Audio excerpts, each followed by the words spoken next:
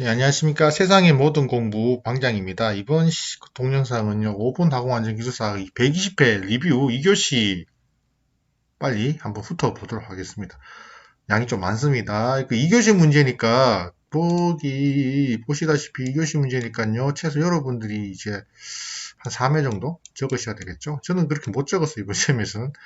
이렇게 집중이 잘 안 되더라고요. 이번 시험은 이제 왠지 그래서는 12매 이상 꼭 적어주시면 좋은데 12매를 저는 못 적고 한 10매 정도밖에 못 적었습니다. 네, 그거고. 자, 문제 한번 붙어보고 어떤 문제가 나왔나요?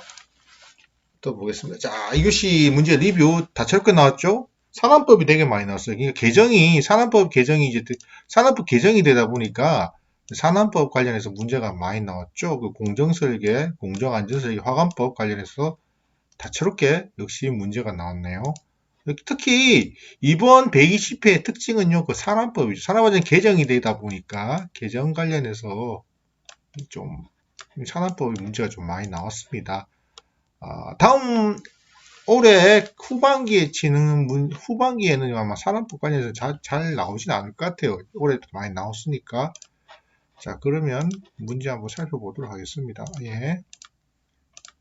자, 안전관리 책임자의 업무에 대해서 여러분한테 이제 업무에 대해서 물어보는 문제인데, 이건 뭐, 산업안전 기사에도 이런 문제 많이 나오니까 여러분들이 이거 좀, 네, 뭐, 15조 보시면 되죠. 이게 1번 문제 나올지 저는 예상을 못했습니다. 네. 쭉 한번 훑어보세요. 외우는 방법은, 제 산업안전 기사 강의에 보면, 보건관리 책임자 외우는 방법이 있거든요. 근데 제가 기억이 안 나네. 산업안전기사 강의를 보면 이게 외우는 방법이 있긴 있는데요. 근데 또 기억이 안 나더라고요. 2교시 문제는요, 이게 좀, 고양시, 2교시 문제는 2번인데, 고양시 저유조 관련해서 이제 어떻게 됐냐, 이렇게, 그러니까 유입된 경로와 문제점에 대해 설명하시라고 적었는데, API 650 웰딩 탱크 오브 오일, 이게 좀 스탠다드고요. 여러분들 이거 영어로 이거 구글 같은 찾아보면 API 스탠드 650 최신판 아니더라도 최신판은 13, 제가 13T 이게 13스죠. 13스가 다 알고 있는데 지금 뭐 최근판 아니더라도 20스나 그 아래 한 2000년대 2010 몇 년대 나온 그 자료는 보실 수 있을 겁니다. 찾아보면 있어요. 구글 찾아보시면. 자, 이거 여러분들은 대신 이거를 보시면 돼요. 이거 코사 가이드 상업저장 텍 설계랑 지침을 보시면 이거는 확인해 요건 좀 보시고요. 상업탱크 지침이 어떤 그 내용인지 한번 보면 되고요. 자, 여기서 IFRT 탱크 이래 생겼습니다. 여기에 이게 부유 지붕이고 이거는 요 라인이 부유 지붕이고 여기는 고정 지붕입니다. 그러니까 IFR 특징은 내부 인터널 플러팅 내부에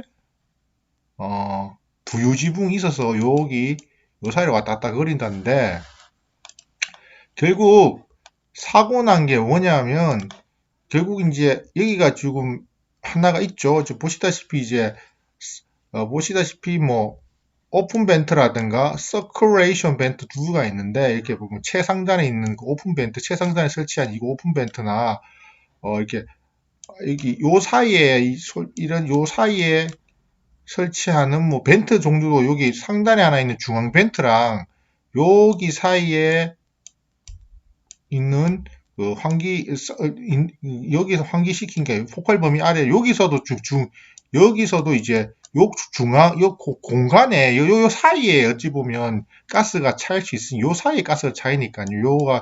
그러니까 고정 탱크랑 부유 탱크 요 사이 공간에 그러니까 가스가 쌓일 수 유증기 있을 수 있으니까 중앙 벤트도 있고 옆에 있는 그 사이드에 있는 그 서큘레이션 벤트도 있죠. 왜냐하면 폭발 한계 도달 방지를 하기 위해서.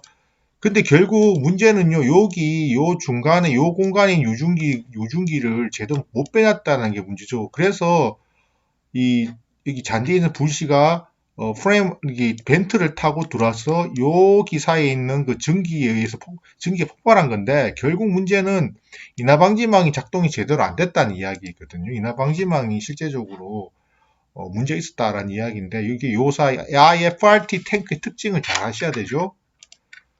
자, 보겠습니다. 원인은요, 제가 보니까, 그러니까 고정 지붕 바깥쪽에 설치된 통기관, 즉 원주 방향 통기관의 통이 화염이 전파되어 폭발을 하는 게 이런 그러니까 요 뭐라 하는 그 제가 이게 원주 방향 통기관이 있었죠. 요 사이에 그러니까 IFRT니까 내부의 플로팅 지붕이랑 이 고정 지붕 사이에 요 공간에 화염이 들어왔다는 얘기 제가 또 했네.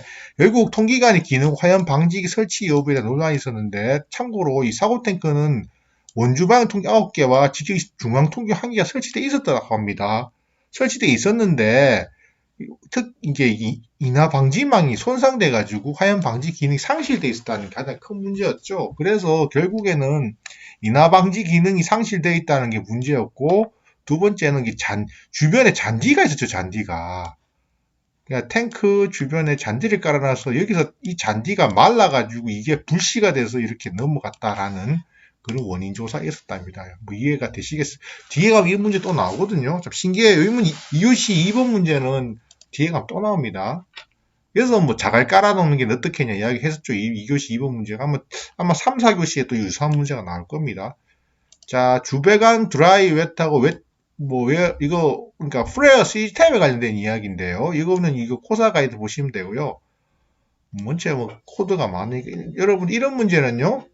실제 여기 이 프레어 시스템 구성에 대해서 하나 적어 주시고요. 제가 4단을 구성하면 프레어 시스템이 과연 무엇인가에 대해서 구성을 적어 준 다음에 그 다음에 이제 프레어 헤드의 일반적인 설계 고려사항 있죠? 어디 코사 가이드 보면 그리고 여기 보시면 건식 헤드하고 습식 헤드 이런 것들을 이제 건식 헤드는 이제 수분을 포함하지 않는 경우 사용되면 운전 온도가 낮은 스테인리스 강 아마 재질 사용 때문에 그런 것들을 나누고요.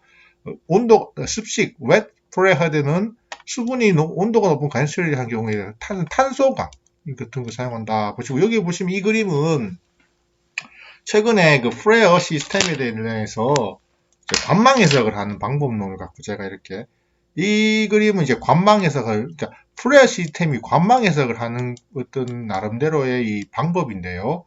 관망을 해석을 해야 될 거 아니에요. 왜냐하면 우리가 이 여러분들 플레어 로드 서머리를 보시면 실제 가장 큰 케이스 선정하죠. 그죠?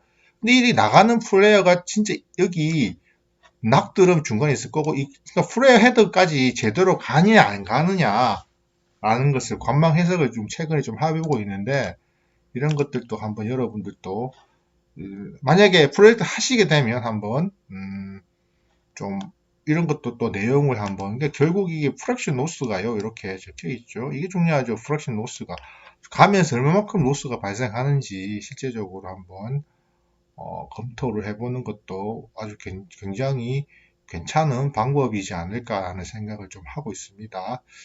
자, 지금 거의 절대 프레스로요. 여기 보시면 여기 프로 T까지 갈 때 거의 지금 대기압 방향, 거의 대기압 상태까지 내려가서 보시면 여기, 보이시죠? 7바에서 나왔던 플레어들이 거치면서 쭉 플레어들이 거치면서요. 프레 팁에 가면 거의 대기압 상태까지 이렇게 내려간다는 그런 형태로 해석을 하실 수 있을 겁니다. 중간 낙드럼까지는 어느 정도까지 갈 수 있을까 모르겠습니다만 일단은 PSVC에서 이런 저도 이걸 관망해서 찾아봤는데 이런 여러분들 나름대로 이런 데이터를 한번 검토를 해 보시는 것도 굉장히 유용한 자료가 아닐까 생각이 듭니다. 너무 시간 많이 됐네요. 자, 그럼 4번 문제 되겠습니다. 4번 문제는 보시면 이제 여기 4번 문제는 그 정전기 예방 기술 지침이죠. 4번 문제. 4번 맞죠? 여러분들 이런 문제는 이제 이런 거 그러니까 정전기 메커니즘 여기 가이드 여기 메커니즘 영양인자 대전 현상 이런 내용들을 좀 적어야 되니까 좀 이런 내용들 좀 추가를 하시고요.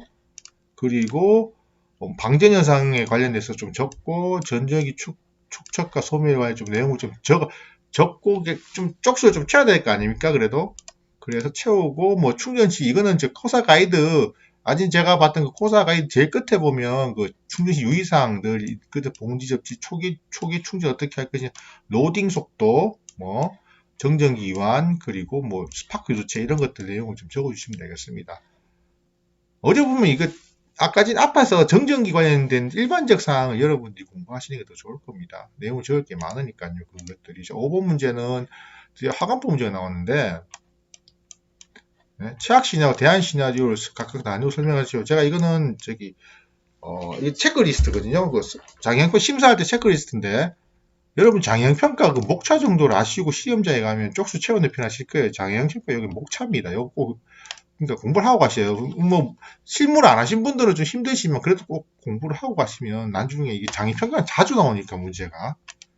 그리고요 이제 시나리오 선정 관련된 문제인데 이건 제가 설명을 못 드리겠어요. 왜냐하면 이건 이해를 하기가 참 실무 안 해보시면 이해가 잘 안 되니까 이렇게 어떻게 하겠습니까? 일단 외우시고 이거는 뭐 한번 경험자들한테 물어보세요. 이렇게 시나리오는 최악 대안 사고 시나리오가 있습니다. 이거 읽어보시면 됩니다. 그 화학물질 관리협회 가면 그 예시집이 있으니 읽어보시고요.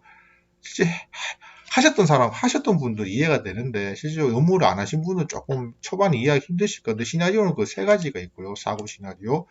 그리고 우리가 문제에서 요구했던 답은 이거죠. 요 부분이죠. 요 부분. 표준 평가 조건. 그죠? 요 부분을 여러분이 적으시면 됩니다. 결과표도 있고요. 자, 대안의 시나리오는요. 요 조건이 요겁니다. 요 부분. 요거 꼭 좀 보고 가세요. 다음에 시험 치실 때 장평이나 요런 장평이나 위해관리 계획서는 문제가 나올 확률이 많으니까요. 계속 화공안전기술사에 6번 문제는요. 자, 이거는 공정설계에 관련된 문제가 나오는데 이제 보면 이제 설계합을 결정하라 되어 있는데 일단은 설계합과 그 최대 허용 사용 압력에 대한 명확한 용어 정리를 좀 하시고요. 설계에 사용한 거기에 설계압이고 최대 허용 압력이랑 용기 제작에서 재질 두께를 기준으로 산출된 용기 상부 허용 가능 압력을 말한다라는 걸 아시면 되고요. 보시다시피 자 이거는 이제 실제적으로 설계 압력 결정해야 되니까요. 중요한 건 이제 이게 화학 설계 공정 설계 지침 요 보시면요. 7메가파스칼 기준으로 설계 적용 부분이 틀어지죠. 7메가 이하인 요 공정 용기 설계는요. 10%하고 1.8kg/kg라는 게 중요하고 이게 초과하는 경우 같은 경우는 5%에서 7kg kg/cm 제곱이라는 게 중요한 숫자가 되겠습니다. 6번 문제는요. 그래서 여러분들 중류탑의 설계 압력을 요 밑에 요 부분을 보시고 결정을 하는데 아마 여기가 보시다시피 제가 알기로는 중류탑 AB가 이 7메가파스칼 기준으로 좀 약간 틀리게 이게 답이 이쪽 하나 적으셔야 될 것 같습니다. 자, 오늘 강의가 좀 길었는데요. 네. 자, 다음 시간에 120회 3교시 문제 확인해 보도록 하겠습니다. 감사합니다. 세상의